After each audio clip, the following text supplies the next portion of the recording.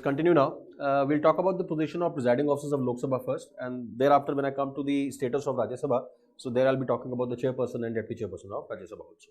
But you must understand that more or less the powers of whatever powers the speaker and deputy speaker they enjoy vis-a-vis the Lok Sabha, the similar powers are also enjoyed by chairperson and deputy chairperson of Rajya Sabha with respect to Rajya Sabha. Right. So now let's look at the position. Article 93 is there. Speaker and deputy speaker of the House of People of Lok Sabha. Let's have a look at the article. The House of People, that is the Lok Sabha, shall as soon as may be choose 2 members of the House to be respectively Speaker and Deputy Speaker thereof. And so often as the office of Speaker or Deputy Speaker becomes vacant, the House shall choose another member to be Speaker or Deputy Speaker as the case may be. So presiding officers are obviously the Speaker, and in his absence obviously the Deputy Speaker, he presides. Correct. So now this position of Speaker and Deputy Speaker was created by, firstly, during the British times by the Government of India Act 1919. In those days, till about 1947, the Speaker and Deputy Speaker were referred to as President and Vice President of the House. They're not President or Vice President of India as such, but President or Vice President of the House. So initially the appellation given to the presiding officers was President and Vice President. Now we refer to them as Speaker and Deputy Speaker. Right. So Speaker and Deputy Speaker of the House, these are 2 functionaries who are there to preside over the proceedings of the meetings of Lok Sabha. Speaker in particular, in his absence, obviously Deputy Speaker. Correct. One more thing that Deputy Speaker is not a subordinate of the Speaker. Let's understand this thing. There is no hierarchical position there. If the Speaker is not there, the Deputy Speaker will preside, and while so presiding, he shall enjoy all the powers, authorities, functions, duties, etc. of which belong to the Speaker. So strictly speaking, he is not supposed to be a subordinate of the Speaker. Correct. Another convention that we follow is, you possibly are familiar with this convention, that since the 11th Lok Sabha,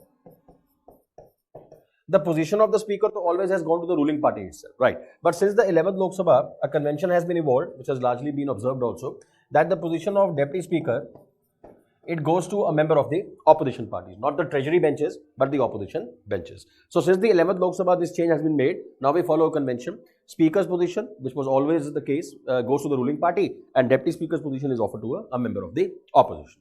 Are we correct? And one unique privilege that the Deputy Speaker enjoys is, if Deputy Speaker becomes a member of any parliamentary committee, Lok Sabha committee for example, so he automatically becomes the chairperson of that committee. This is a unique privilege enjoyed by Deputy Speaker. If he is nominated as a member of any parliamentary committee, he automatically becomes its chairperson. Right. This is insofar as the first article with respect to Speaker and Deputy Speaker. Move further now.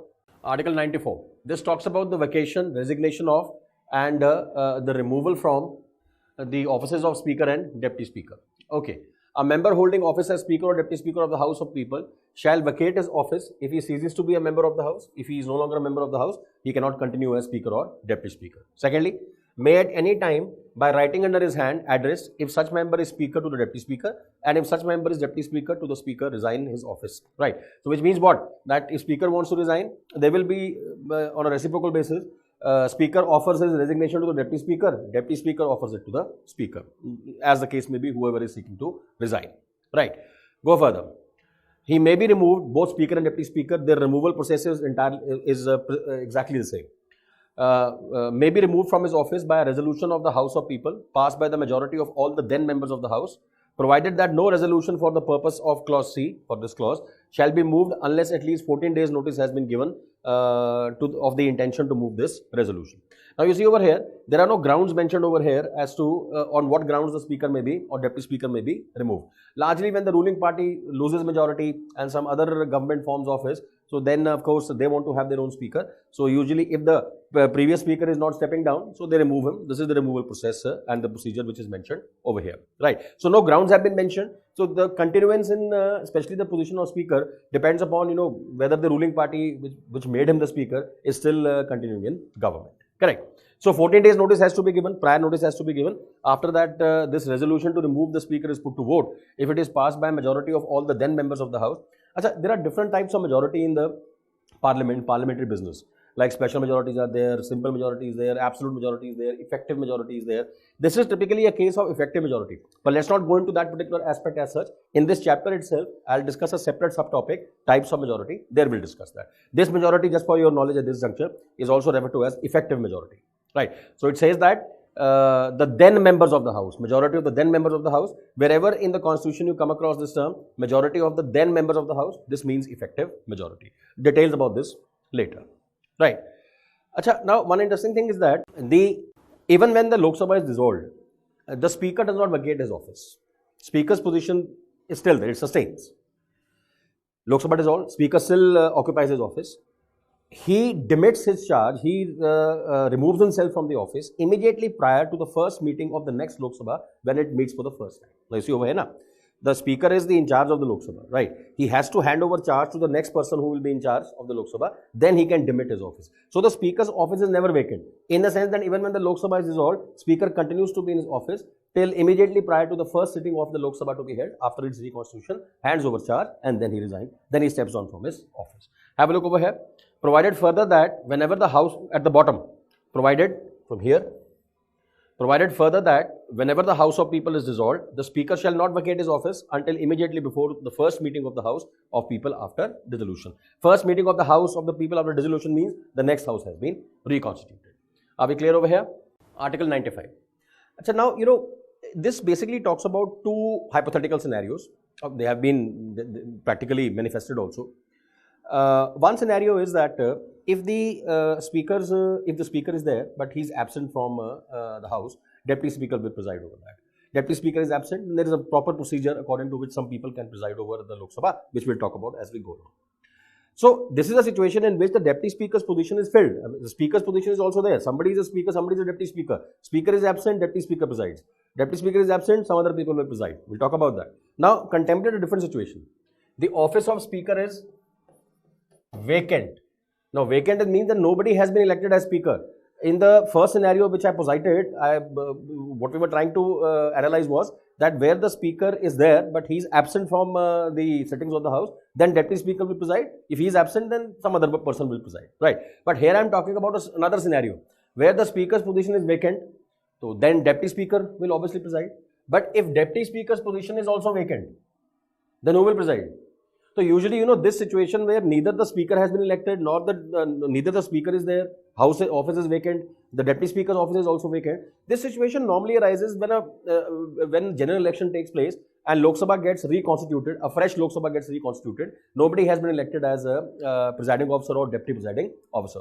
So in this situation, the norm is that the President of India appoints one member of Lok Sabha, any member of Lok Sabha, to preside over the meetings of the Lok Sabha for an ad hoc period till the time the duly elected speaker and deputy speaker are in a position to take office. They have been elected and they have been appointed. So if the office of the speaker and deputy speaker are both vacant, a situation largely contemplated after a fresh elections to the Lok Sabha, so then the office of presiding officer will be occupied by such person as the president would nominate, and president usually nominates the senior most member of the house as that presiding officer.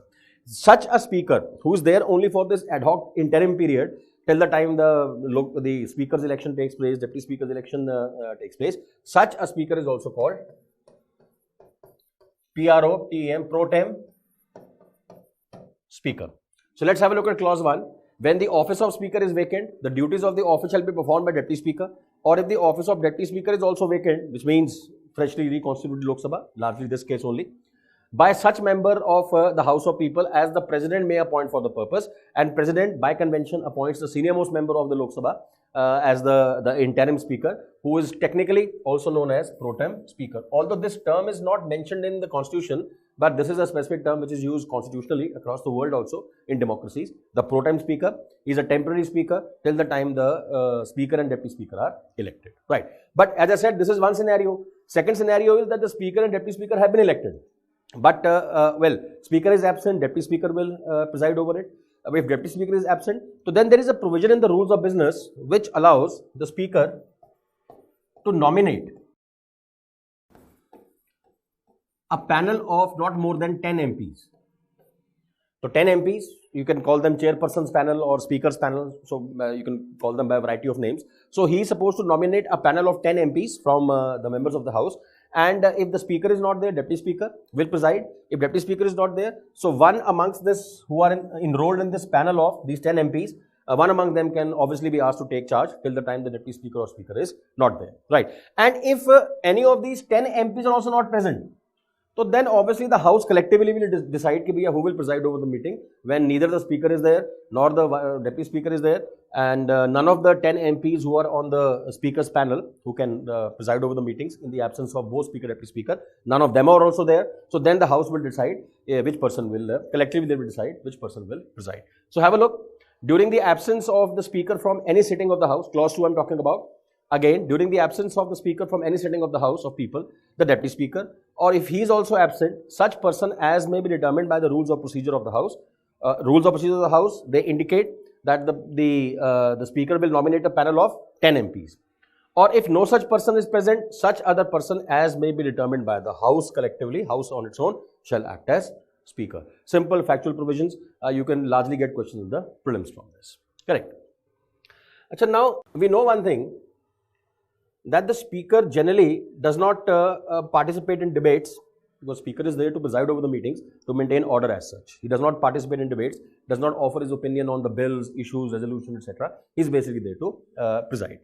And he is not even supposed to vote when any matter in the house, every matter in the house is decided by voting only. He is not even allowed to vote in the first instance.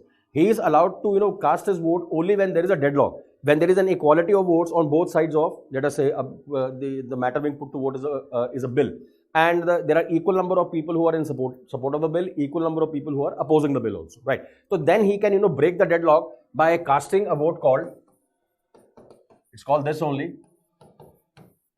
casting vote, right?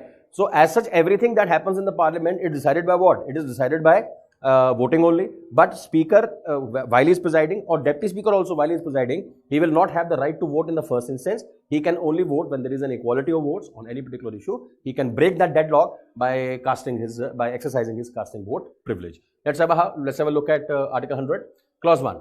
Save as otherwise provided in this Constitution, all questions at any sitting of either house or joint sitting of the houses shall be determined by majority of votes of the members present and voting. So everything is decided by voting only. Other than the speaker or the person acting as chairperson or speaker, they will not vote. The chairman or speaker, the same privilege is available to the Rajya Sabha chairperson, who is the vice president. The chairman or speaker or person acting as such shall not vote in the first instance, but shall have and exercise a casting vote in case of equality of votes to break a deadlock. Right. That is the only situation in which he can exercise his voting privilege to break a deadlock. Are we clear over here? Okay, now let's go back to the remaining part of Article 100 we'll read later. Now look at Article 96. See, understand over here. I've already told you that the presiding officer in both houses, or any person who's acting as presiding officer, whether deputy chairperson, deputy speaker, or any of those members in the panel of speaker, for example, they are not allowed to vote in the first instance. They are only allowed to exercise their casting vote privilege. Correct. But when, let us say, a proposal is being debated in the House to remove the speaker or deputy speaker, to remove him from office. So obviously, when a resolution is being debated for removal of, for example, hypothetically speaking, the speaker, so then the speaker, logic demands that speaker should not be allowed to preside over that meeting, because speaker, there's a clear conflict of interest. His own removal proceedings are going on and he's presiding over the meetings. So he can, conduct the proceeding in such a way that creates some kind of a favorable situation for himself. So when a resolution is being debated in the House for the removal of speaker or deputy speaker, let us say speaker. So during that time, the speaker will not preside. He will sit as an ordinary member. If the person whose removal resolution is being debated is the deputy speaker, he will not preside. He will sit in the regular benches of the Lok Sabha, and obviously he will act as an ordinary member then. Correct. So he will not be, firstly, when the proposal for or resolution for removal of speaker, deputy speaker is under consideration, so then the speaker or deputy speaker, as the case may be, will not preside. And secondly, when a resolution for removal of speaker, deputy speaker, and these people are sitting on regular benches, they are not presiding while the resolution is being debated. When such a resolution is put to vote, the speaker or deputy speaker, whichever the case may be, whoever is being sought to be removed by resolution, so in such scenario, he's sitting as an ordinary member, he has the right to vote in first instance. So finally, when resolution to remove the speaker or deputy speaker will be put to vote, even the speaker who's not presiding or deputy speaker who's not presiding would have the right to vote on that resolution, right? And in this scenario only, when resolution for removal of speaker or deputy speaker is being put to vote, that the speaker and deputy speaker sitting as ordinary members of the House would be allowed to vote in the first instance. You have your bare axe with you, longish articles. clause 1 and clause 2 practically express the same sentiment which I just explained to you. You can read from your bare acts. I hope you are carrying them with you. Article 96 you can refer to. Right. Now, let's come to the functions of the speaker.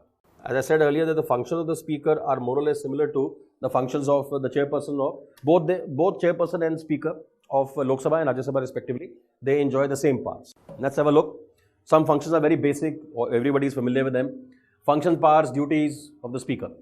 Firstly, he presides over the meetings of Lok Sabha, and whenever there is a joint meeting held of the Lok Sabha Rajya Sabha, largely held to break a deadlock, which we will talk about on what are the situations in which joint sittings are held of the two houses. But he presides over the meetings of Lok Sabha, the first point, and plus whenever a joint session of Lok Sabha Rajya Sabha is held to break a deadlock with respect to the passage of a bill, etc. So then again the presiding officer is the speaker only. Correct? First function done. Then he has the final part to maintain order in the house. I have mentioned Article 122 over there. I'll make you read also. See, after all, the presiding officer is there to maintain decorum in the house, discipline in the house, order in the house. And to maintain order in the house, sometimes he has to take some difficult decisions also, call in the marshals. This has been happening in the recent past also. Marshals have to sometimes, some unruly members have become so indisciplined that they are not listening to the chair at all. They are disrespecting the chair also. Sometimes tearing off documents, bills, etc. So they have to be picked up and forced out also. Sometimes these extreme actions also have to be taken. So the final part to maintain order in the house belongs to who? The presiding officer, right?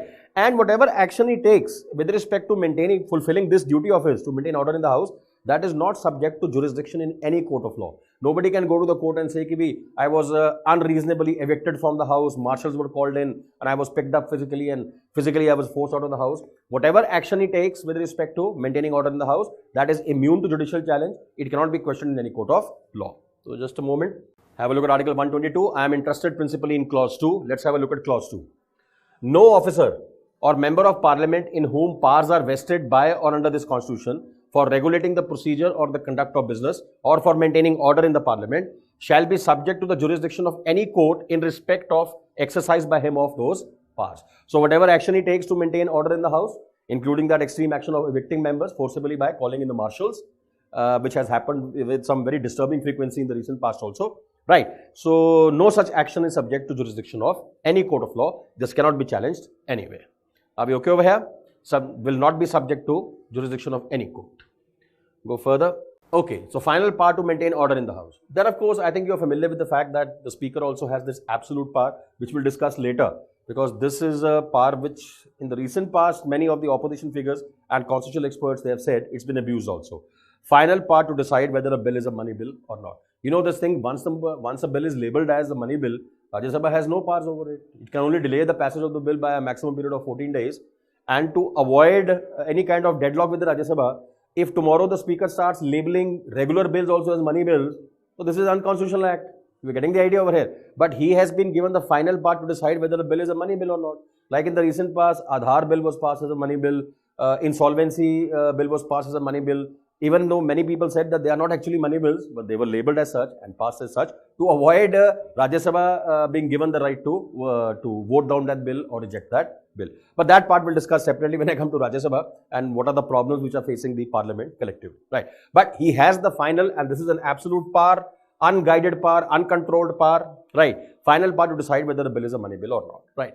Then fourth point, you're all familiar with this, we have discussed this earlier also. ADL stands for anti-defection law. So much like the chairperson of Rajya Sabha, the speaker of Lok Sabha decides all cases under if MP has become guilty of violation of anti-defection law. Simple point, right? Then he decides who shall hold the floor. Hold the floor, you recall in while we were discussing the Schedule 10 as such, anti-defection law, I introduced you to certain terms like holding the floor, yielding the floor, crossing the floor. Holding the floor is when you have been duly authorized by the speaker to speak on the floor of the house. So who decides who will get the opportunity to speak on the floor of the house, and then who decides when that speaker will cease his speech, yield the floor and then allow somebody else to hold the floor or to speak. So holding the floor, if you go back to my lectures, you will find that explanation over there also. Holding the floor basically means after being duly permitted by the speaker, you are speaking on the floor of the house, right? So he decides who shall hold the floor and speak on the floor of the house, right? Then he also decides the time to be allotted to various items on the agenda of the house.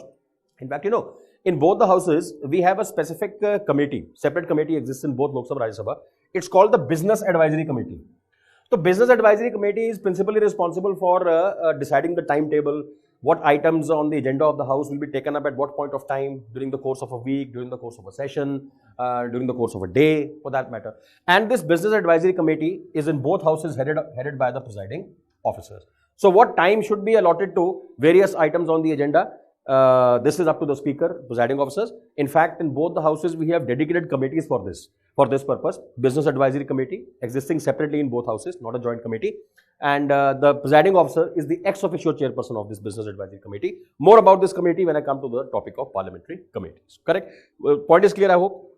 Achha, whatever you say on the floor of the house, one interesting thing is, whatever an MP, MLA, whatever, whoever says anything on the floor of the house, it is recorded for future reference, for posterity, future generations. Who said what thing, what point of time, in which parliamentary debate, over what bill, over what resolution motion, everything is on the record of the house, it is recorded, it is published, right? But if, let us say, some member of parliament says something very objectionable, unparliamentary language he uses, some very improper language he uses, or says something which is beyond the norms of constitutional propriety, so then the speaker, presiding officer in both houses can, because the people who are recording whatever is being spoken, they are sitting there only.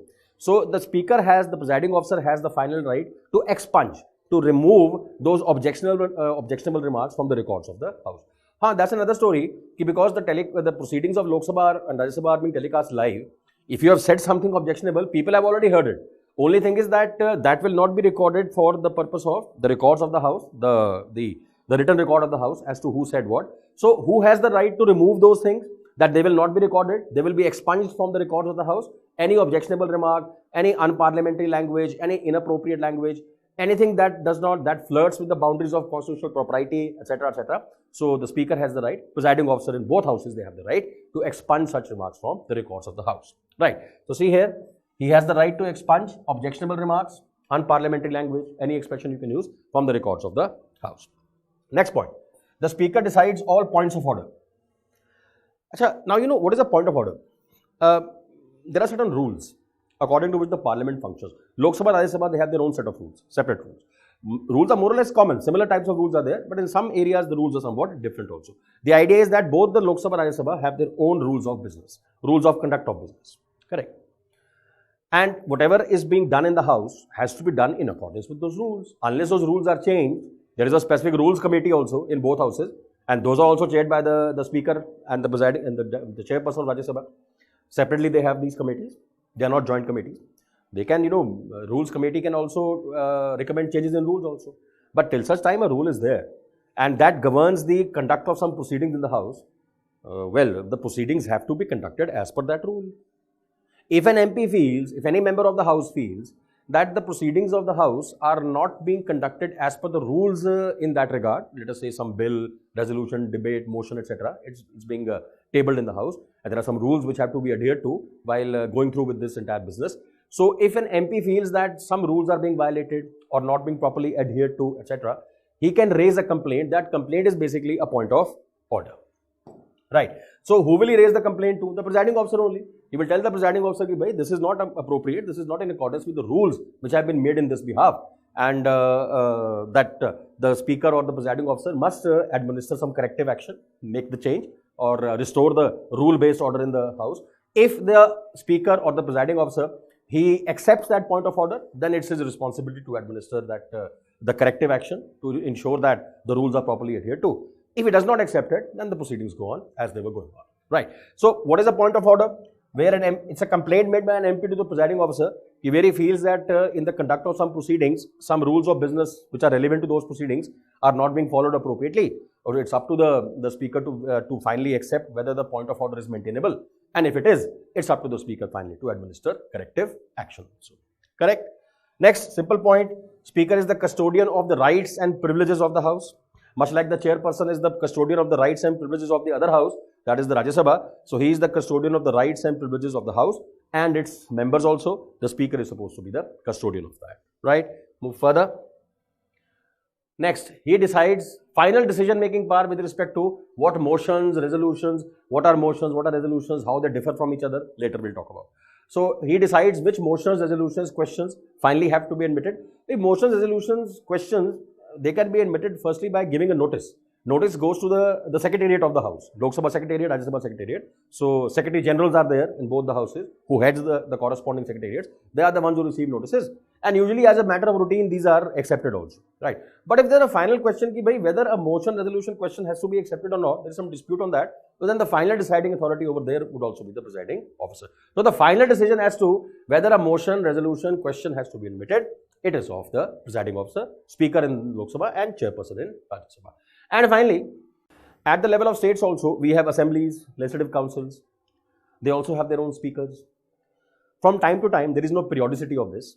From time to time, we hold something called the Conference of Presiding Officers. So all the presiding officers of all the state legislatures, legislative chambers put together, they gather together, possibly at Delhi or some other place also. And whenever they gather together for this conference is always presided over by the Speaker of Lok Sabha, not the chairperson. This is not a privilege of the chairperson of Rajya Sabha, that is Vice President, but the chairperson's position with respect to vis-a-vis the Conference of Presiding Officers of India is held by the Speaker of Lok Sabha. Done? This is over. Right? The functions are over more or less. Let's continue further. Right. Now, these are the functions of the Speaker, chairperson Rajya Sabha also. More or less the same functions they enjoy, barring a few privileges which are enjoyed by only the Speaker of Lok Sabha, like he presides over joint sessions, he is also the chairperson of Conference of Presiding Officers, etc. etc. Right.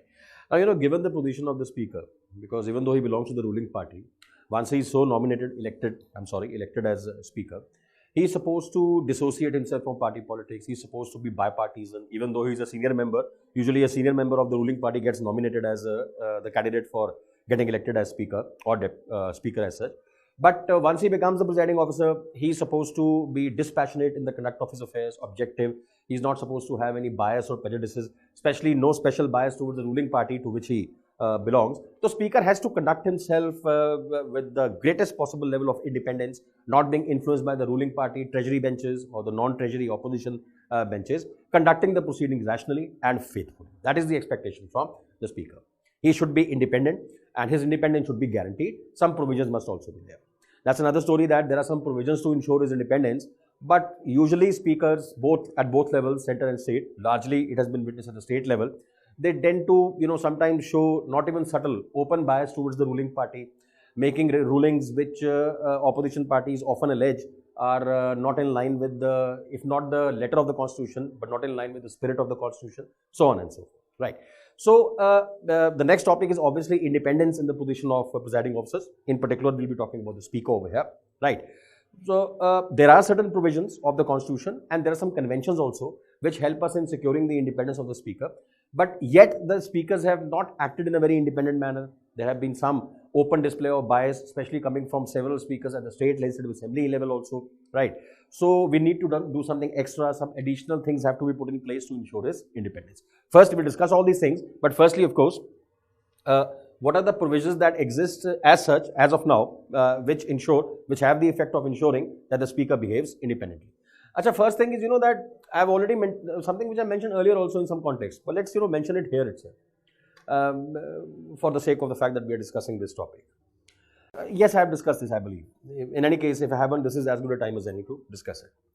The Speaker is called the Speaker, but he hardly ever speaks. Have you ever seen the Speaker participating in debates or giving his views on a bill or a motion or a resolution or any kind of a debate, etc.? He never gives his views. The only time he speaks is when he is speaking to a particular MP, MLA to sit down, to be disciplined, to maintain decorum, etc., etc. Beyond that, the Speaker doesn't speak. And yet, the position that he holds is called the Speaker. He doesn't speak. He's not allowed to participate in debates also, offer his views. The only time he speaks is when he has to discipline some members. Yet he is called the Speaker. Now, where does this convention come from, where that the person who is holding this position of presiding officer does not speak, is not entitled to speak, yet he is called the Speaker? Achha, this term Speaker comes from the 19th century, although of course the Speaker term was born earlier also. But what used to happen in Britain was, what was the Speaker's responsibility? In those days, I'm talking about the 18th, 19th century, when the king, the crown used to enjoy some real executive powers. In fact, crown was the real executive, right? Gradually, slowly, progressively, constitutional parliamentary government has evolved in England also. And today, the British crown, British monarchy is simply a ceremonial existence. But this happened gradually, progressively, right? So there was a time when the crown used to have some real powers also. And the duty of the speaker was this, that whatever viewpoints of different sections of the MPs were being expressed in the House, he was required to sum up all those viewpoints, and whatever viewpoints are there, he was supposed to communicate this to the king, to the crown.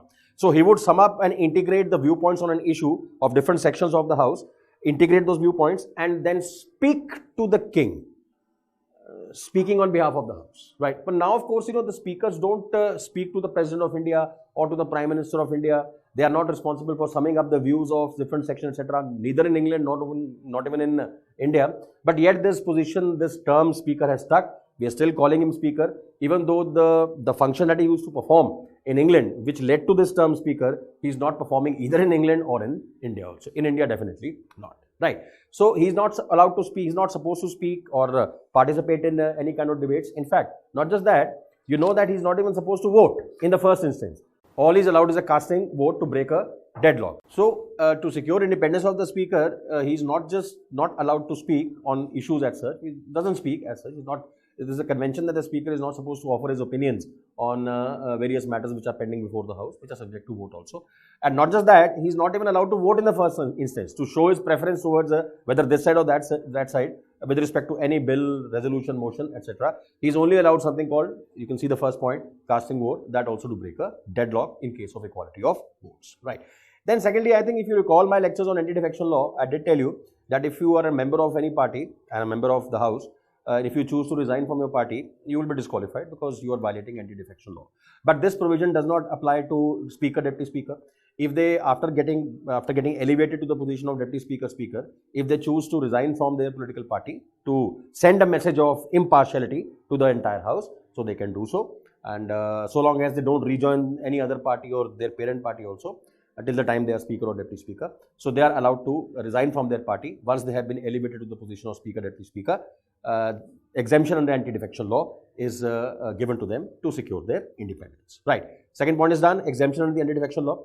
Then whatever action they take to maintain order in the House, we just discussed it a while back, is not subject to jurisdiction of any court. No court can question it. Another aspect or another provision that secures their independence. Even the court can't question them.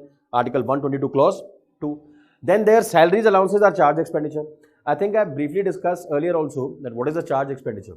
Practically everything that is to be spent by the government on anything, including salaries also of public servants, that has to be reflected in the budget of that year, and the budget has to be passed by the parliament. And if the parliament does not pass the budget, then the government cannot even would be in a position to pay the salaries of public functionaries, including civil servants also. But there are, so practically the whole of the budget, whatever expenditure the government has to incur, which is reflected in the budget, is subject to vote of the parliament, and the parliament does not vote on it. Lok Sabha in particular does not allow it. No, the government cannot incur that expenditure. But there are certain kinds of expenditures which even the parliament is disallowed from voting out. Parliament is also prevented from not voting upon it. Those expenditures the government cannot be refused, cannot be denied, right? Those are called charge expenditures. And usually, these expenditures are related to salaries, allowances of important positions like that of the president, CAG, etc., etc., right? Similarly, the salaries, allowances of speaker, deputy speaker also amount to a charge expenditure, which means they are not subject to vote of the parliament. So here we are trying to secure the vote of secure the independence of the speaker, deputy speaker by making their salary allowances the charge expenditure, not being subject to the vote of the parliament, right? Then, to stress upon the speaker himself, the presiding officer, that your position is a very exalted one. This itself creates a lot of moral pressure on this person holding the position. How important my position is, and therefore, what is expected of me is not something very casual. I can't be indifferent to the expectation from me that I have to be objective and independent in the conduct of proceedings, in the conduct of how I conduct the business of the House. I have to be completely independent. This is clearly indicated by the kind of high status that the overall system of polity confers upon me. So have a look over here. The speaker's position has been given 7th rank, 7th position in the table of precedences. Very high position. Anything in the top 10 is considered to be one of the highest positions in the the official hierarchy of the government of India. So, 7th position has been given in the table of precedence to impress upon him the importance of his position and that the expectations that are attached to this position cannot be taken casually. He cannot be indifferent from them. That is there, right? Acha, now, insofar as the 6th point is concerned, this is an informal convention. Conventions are informal only. If they become formalized, they become laws. But good thing is that this convention has by and large been followed by all speakers, including the present one as well. See, if a person becomes the speaker, ideally he should resign from his political party. There is a provision under the anti-defection law. You can resign from a political party to send a message of impartiality, objectivity. Okay, if you don't want to resign, it's up to you. But there is a convention whether you resign or not. Assuming that the speaker, majority of the speakers have not chosen to resign. In the past, some speakers like, I believe Sanjeeva Reddy was speaker, G.S. Dhillon was speaker, they chose to resign. But majority of the speakers don't resign.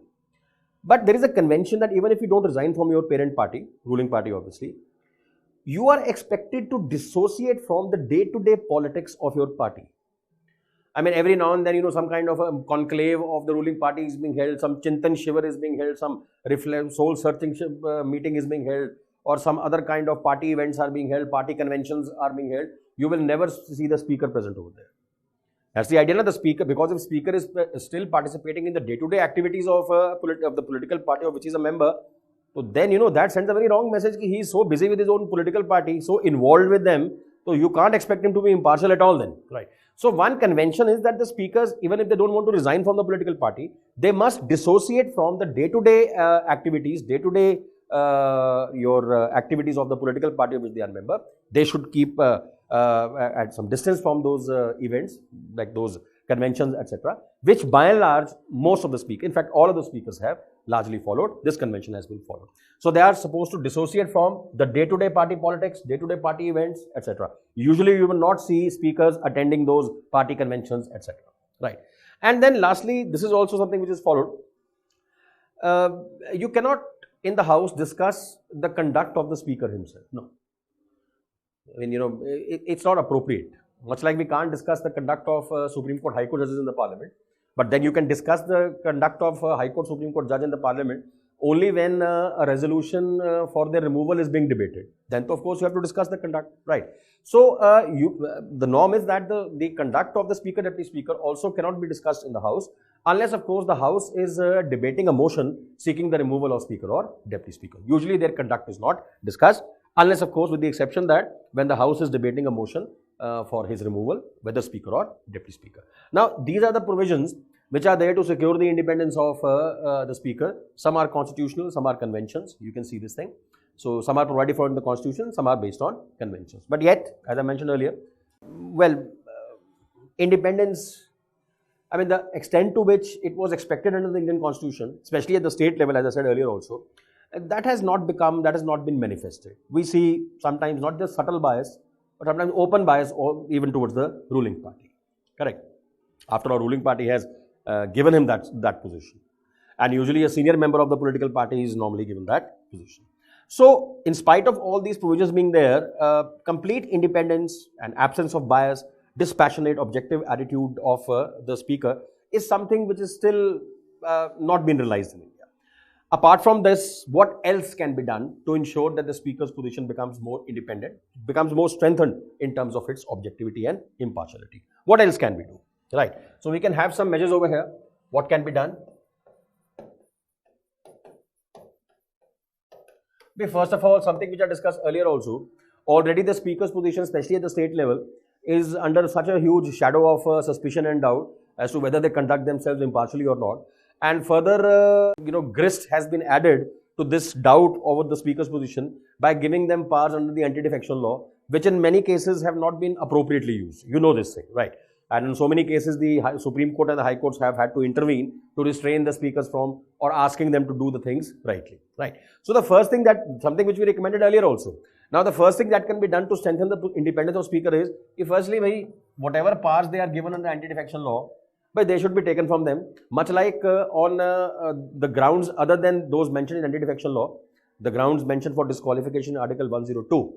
Who is the deciding authority over there? President, but effectively it is the neutral, independent constitutional body called the Election Commission, right? So, if Election Commission has been given the power to decide on disqualification of MPs, MLAs also, practically on all the grounds on which they can be disqualified. But why not anti-defection law? Why create further fertile ground for all kinds of conflicts to take place by conferring these powers on the speaker? Something I discussed earlier also in the context of anti-defection law. So the first reform that must be implemented post haste immediately is that speaker's powers under anti-defection law should be taken away and given to the election commission. Acha, this year 2020 mains, there was an interesting question on speaker's position, how to maintain his independence. That was the notion of once a speaker, always a speaker. Now, understand one thing. What happens in England? This is a very interesting convention in England. How they create so much moral pressure on the speaker over there. Acha, speaker is appointed, let us say. In the next term, after 4 years are over, their House of Commons is for 4 years. Tenure is 4 years as opposed to 5 years in India. In the next house, that is the next 4 years, the same speaker is given one more term as speaker. By if the speaker is to be given one more term as a speaker, first of all, the speaker has to be an MP. So he has to win the election for the. See, understand one thing. Speaker, House of Commons. First term, 4 years. He is given a second term also in the next house when it is constituted. But before he can become speaker in the next term, he has to first become an MP. So what do they do over there? Very interesting convention they follow. The speaker's constituency goes uncontested. Speaker's position goes to the ruling party. That's okay. But first term 4 years. Now to get him a second term of 4 years, he has to first become an MP. So for him to become an MP, look at the interesting convention. No party fields a candidate against him in his constituency. His constituency goes uncontested. Now look at the moral pressure on him. He belongs to the ruling party. And yet the opposition parties are also not fielding a candidate against him. Telling him, look, we are reposing so much confidence in you that we are not opposing your election from your constituency. That creates moral pressure on the speaker whenever he becomes speaker again to conduct the proceeding impartially, objectively, faithfully. Right. So he gets once he is elected for a second term, and then if he wants to continue in the position of the speaker, he is by a motion is adopted and he is given a second term. Once a speaker, always a speaker. You know, ideally this should be the norm in India also. See over here. Once a speaker, always a speaker, then nothing else. I mean, the expression, the statement which was mentioned in your mains paper should have been this. Once a speaker, always a speaker, then nothing else. You're a speaker once, then the entire political spectrum is giving you one more term as speaker. But to ensure that you become speaker, you have to first become a member of the House of Commons, for example, over here. Your constituency goes uncontested. You win the election, now you want to continue as speaker, the House will immediately adopt a motion by consensus and you will be appointed for one more term. Then after that, it is usually expected, if once you have been speaker, it is not cricket. That's what they say when something is not constitutionally moral. It's not cricket. It's not constitutionally moral for this speaker to seek any other governmental position after that. Now see over here. The speaker, he's an MP, he's a speaker for first 4 years. Next 4 years he becomes speaker. He became speaker because of the contribution of opposition party also. They left his constituency uncontested. Now after the 8 years as speaker, in the next election he contests elections again, and this time he's made minister by his party. But then there is a problem, because after 8 years, if he has contested elections again and he is hoping that he'll become minister and he's made minister, so during the course of those 8 years that he has been speaker, he already has the hope that after he has ceased to be speaker, he might become minister in his party when his party comes to power. So that hope that his party will nominate him as minister after he has ceased to be speaker after 8 years, so that can, influence his conduct. Because if he becomes totally unbiased and starts ruling against the ruling party itself, when ruling party deserves to be ruled against in the conduct of the proceeding of the House, he might not go down well he might not be in the good books of the leadership of his party. He might not get the position of minister, right? So this is how, the Britishers, they try to secure the independence of the speaker. Give him one term, give him one more term. Leave his constituency uncontested. He gets back again, one more term is given. After that, he's expected to, you can become a speaker one more time if you want. But after that, you're expected to leave politics. Regular politics, you have to discontinue, right? Because you've been speaker, right? Achha, in India, the first Indian person to become speaker during British times, obviously, was G.V. Mavlankar was speaker from 1946 to 1956, right? But during British times, when the Central Legislative Assembly was established after the Government of India in 1919, Vittal Bhai Patel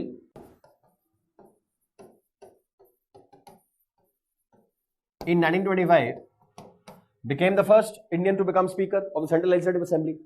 He belonged to the Swaraj Party, the Congress Swaraj Party, which was formed within the Congress fold, and which there was, remember that if you do your modern India, there was that big conflict between the no changers and the pro changers. You'll know about that once you've gone through modern India, right? So Congress Swaraj Party was formed, and they contested elections, and Vittalbhai Patel became the first Indian to hold the position of Speaker in 1925 of the Central Legislative Assembly. The moment he became Speaker, he resigned from Congress Swaraj Party. He resigned from his party. In the next election, he contested as an independent, and he was elected unopposed. The same convention which is there in England today was followed in those days. He contested again. Firstly, after becoming Speaker, he resigned from his position. Then, in the next election, he resigned from his party. Then, in the next election, he contested unopposed. He contested as an independent and was elected unopposed. His constituency was left uncontested.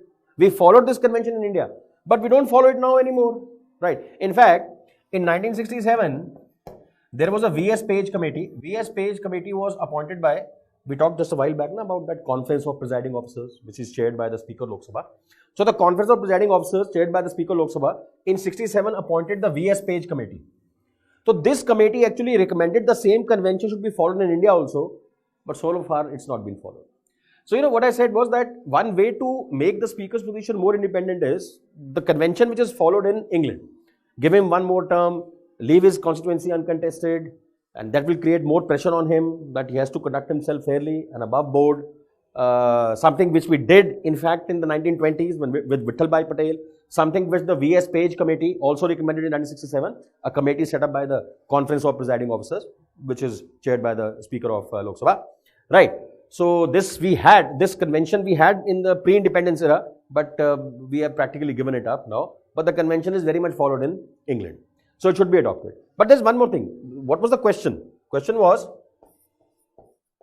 once a Speaker, always a Speaker, then it should be then nothing else. After that, you should be nothing else.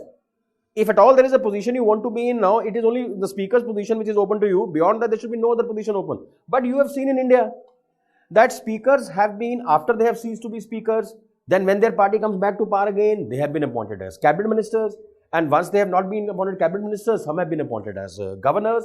Shivraj Patil was there, Speaker of Lok Sabha, then Home Minister, then Governor, etc. So many Speakers have been so appointed, right?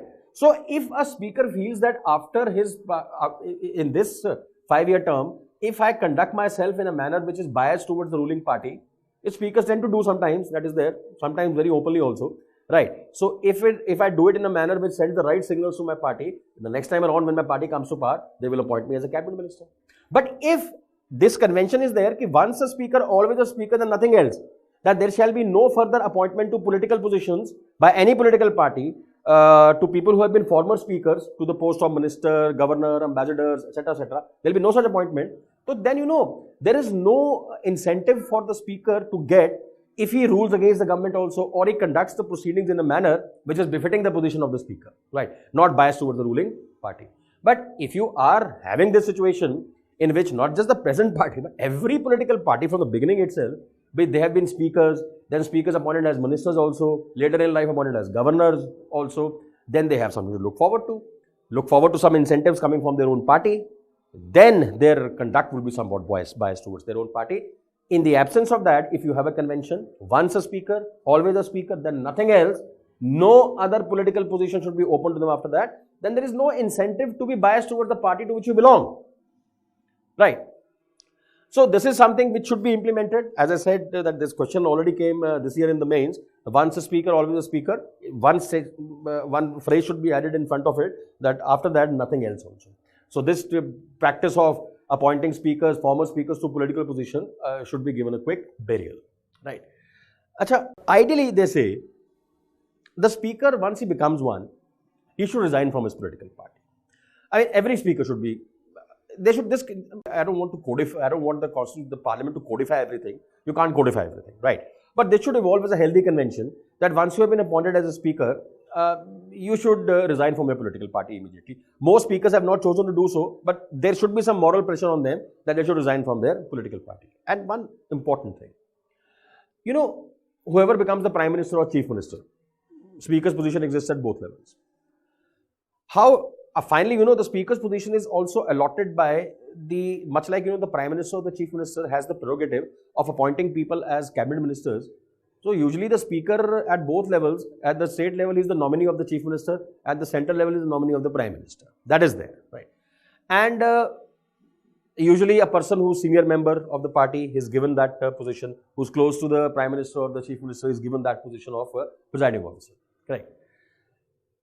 Regardless of this thing, whether that person would be able to conduct the proceedings of the house objectively, whether he'll be able to earn the confidence of not just the treasury benches, whose confidence he already has, but also of the opposition benches, the non-ruling party benches, etc. What they say is that this is something, which, although it's very difficult to establish this in India, and given the political hostility that exists today between the ruling party and the opposition parties, it's not even possible in the near future. Our point is this, that before the speaker is appointed, nominated by the prime minister or the chief minister, that who will contest election, he'll win because ruling party, it has the votes, has the majority. So before such a person is appointed or nominated by the prime minister or the chief minister, there should be some consultations with the leaders of opposition parties, right? Opposition party should also be, asked, ultimately the ruling party will get the speaker's position. Opposition parties can be asked this thing, which amongst the members of the ruling party, prime minister can ask them, chief minister can ask them, in which you have some confidence. He'll be able to conduct the proceedings impartially, objectively, and he will also be able to earn your confidence, not just the confidence of the treasury benches. If this convention gets established, then speaker's position will draw greater respect also. And because, if let us say the opposition parties recommend somebody's name, right, and the prime minister or the chief minister accepts their name, that person may belong to the ruling party only, but that person's name is, the person so indicated by the opposition is finally accepted and appointed also. This will further earn respect for him. He will be able to manage the house more properly because his nomination has not been done by the ruling party only, but some contribution has come from the opposition party as well. So this practice of offering the speaker's position indiscriminately to any senior member of the ruling party who is in the good books of the prime minister or the chief minister, without disregarding whether he'll be able to earn the confidence of the opposition or not, this practice should also be given a quick burial, quick execution, or it should be made an extinct practice. But as I said, that given the current level of hostility that exists between the ruling party today, at the center especially, and the opposition, it is difficult to contemplate that such a thing will ever take place, if at all, at least not in the near future. So some consultation with the opposition benches should also take place to make sure that the speaker feels that he is not just the nominee of the ruling party, but some contribution has come from the opposition also. And if opposition has contributed, there is some moral pressure on him finally to decide matters objectively and impartially. Correct. So this is what can be done. A question came in this year's main itself, once a speaker, always a speaker, to which I have added one more phrase over there, then nothing else. Right, that's all for today. I'll continue in the next class.